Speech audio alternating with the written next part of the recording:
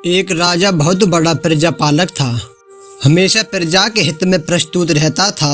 वह इतना कर्मठ था कि अपना सुख ऐशो आराम सब छोड़कर सारा समय जन कल्याण में ही लगा देता था। यहाँ तक कि जो मोक्ष का साधन अर्थात भजन कीर्तन में भी समय नहीं निकाल पाता था। एक सुबह राजा वन की तरफ भ्रमण करने के लिए जा रहा था कि उसे एक देव के दर्शन हुए। राजा ने देव को प्रणाम करते हुए उनका अभिनंदन किया और देव के हाथों में एक लंबी चौड़ी पुस्तक देखकर उनसे पूछा, महाराज आपके हाथ में यह क्या है?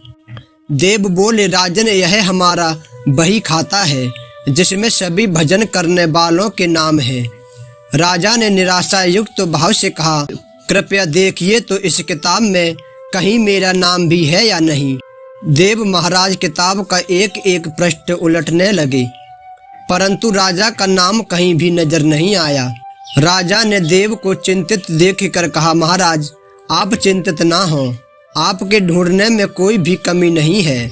वास्तव में यह मेरा दुर्भाग्य है कि मैं भजन कीर्तन के लिए समय नहीं निकाल पाता हूँ और इसलिए मेरा नाम यहाँ नहीं है। उस दिन राजा के मन में आत्मग्लानि सी उत्पन्न हुई, लेकिन इसके बावजूद उन्होंने इसे नजरअंदाज कर दिया और पुनः परोपकार की भावना लिए दूसरों की सेवा करने में लग गए।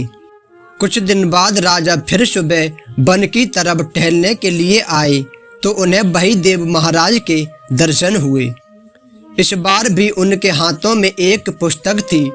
इस पुस्तक के रंग और आकार में बहुत भेद था और यह पहली वाली से काफी छोटी भी थी। राजा ने फिर उन्हें प्रणाम करते हुए पूछा, महाराज आज कौन सा बही खाता अपने हाथों में लिया हुआ है? देव ने कहा, राजन आज के बही खाते में उन लोगों के नाम लिखे हैं जो ईश्वर के सबसे अधिक प्रिय हैं।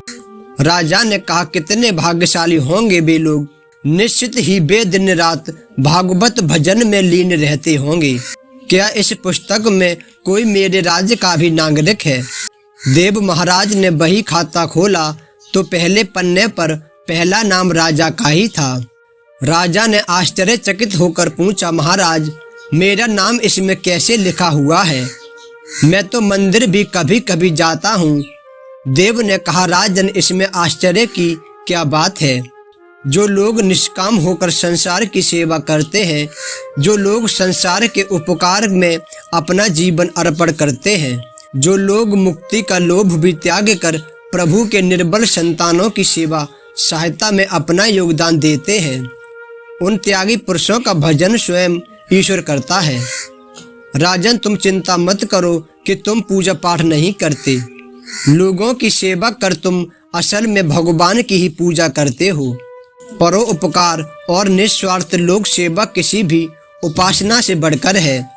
देव ने वेदों का उदाहरण देते हुए कहा, कर्म करते हुए 100 वर्ष जीने की इच्छा करो तो कर्म बंधन में लिप्त हो जाओगे।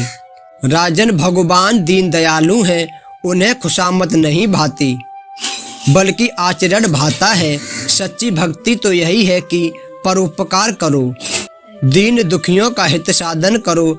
अनाथ विधवा किसान व निर्धन आज अत्याचारियों से सताए जाते हैं, इनकी यथाशक्ति सहायता और सेवा करो और यही परम भक्ति है।